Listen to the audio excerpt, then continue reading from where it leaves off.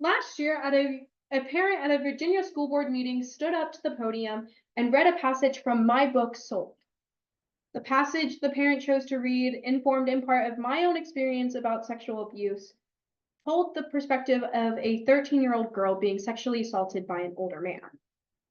There is no graphic language or obscenity about this passage.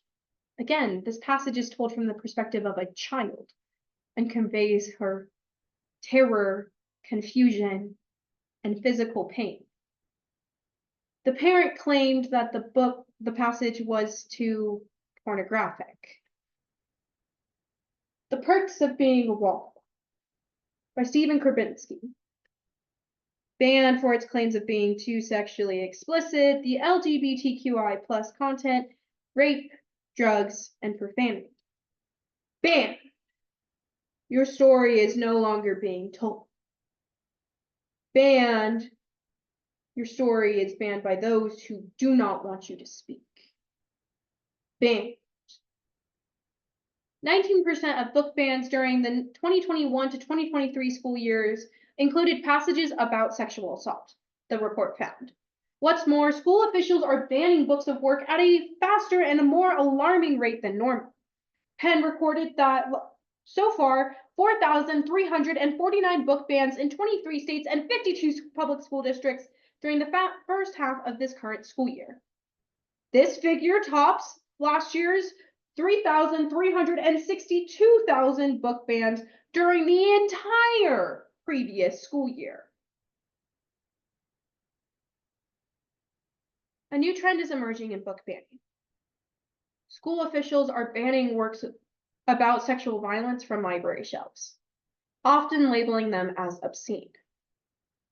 These stories told by survivors because they describe sexual violence is raising concern that these survivors are going to be deprived of literature that reflects their own experiences, ultimately adding to alienation instead of aiding to their recovery. In states all over the country, from Idaho to Pennsylvania, books about sexual violence are being banned on the grounds that they are too pornographic or disgusting, when they are the real stories of what is happening to women and girls today. So, through the articles by the National American Library, the Louisiana Illuminator, the New York Times, the Poetry's Banned by Libby S., and Unwritten No More by me. Stop silencing truth. Because these stories are real. And we need to start accepting that instead of running. I'm glad I found it here. In the pages of these books, where my story is stitched into every sentence, woven into characters who feel like different versions of me. Because then I don't feel invisible. My pain isn't some unspeakable thing, hidden away in the corners of my mind, buried because the world said it was too much, too raw, too real, too heavy for anyone to carry. Speak by Lori Hayes Anderson. Banned on its claims of being too sexually explicit, also claimed to be non-realistic. Banned! You can no longer share the experiences that you have had with the world. Banned! You can no longer speak to those who want to listen. I have felt the weight of silence, of keeping it all in, and pretending that the past doesn't ache and doesn't linger in the spaces between conversations. I know what it's like to smile while breaking and to hear the words, just move on. As if it were that easy. But here, in this book, I don't have to pretend. I don't have to hide. My story is laid bare, not in shame, but in open, for all to see. Sold was one of the most banned books in the United States at the start of the 2022-2023 school year.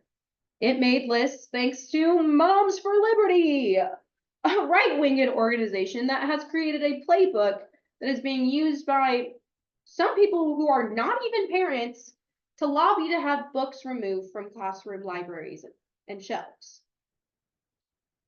Sold by Patricia McCormick.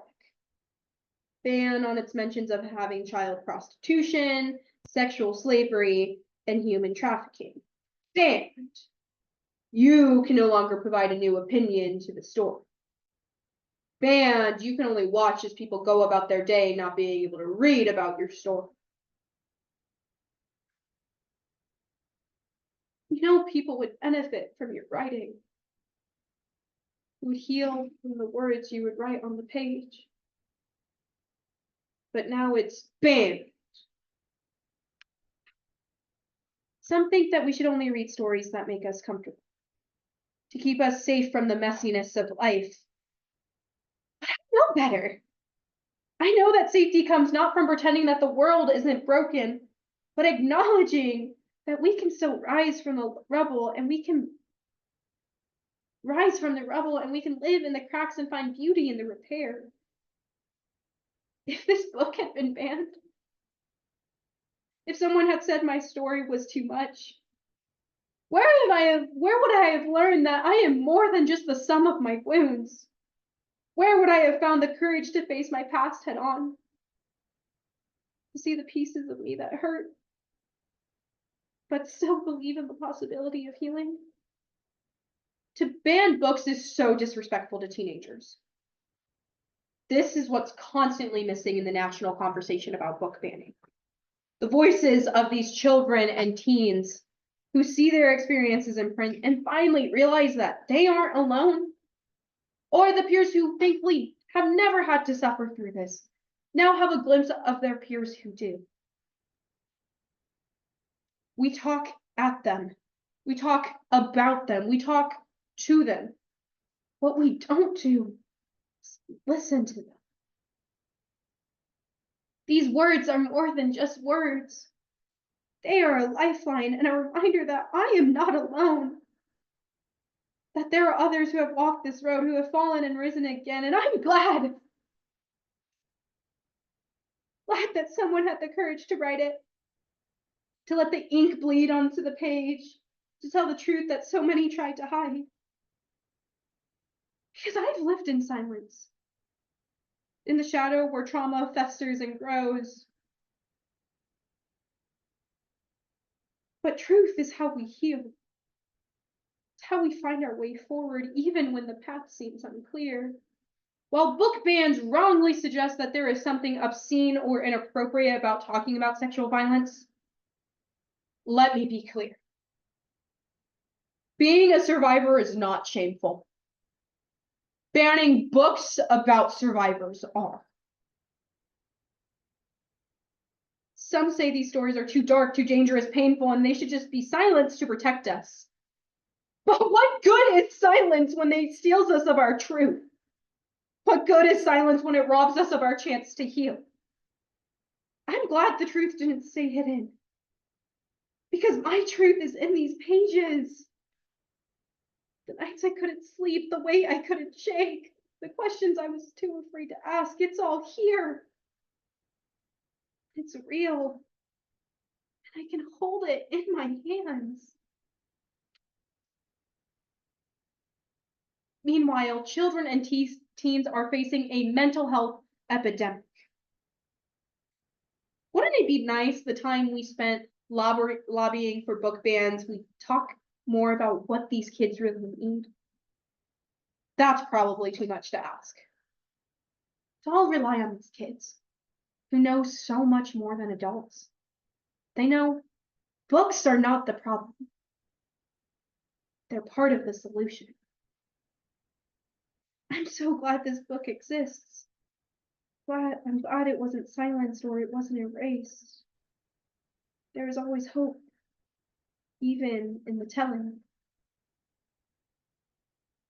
The Handmaid's Tale by Margaret Atwood, banned for its claims of prostitution, sexual slavery, and claimed none of these events have ever taken place. Banned. Your book could have helped the world. but now it's banned.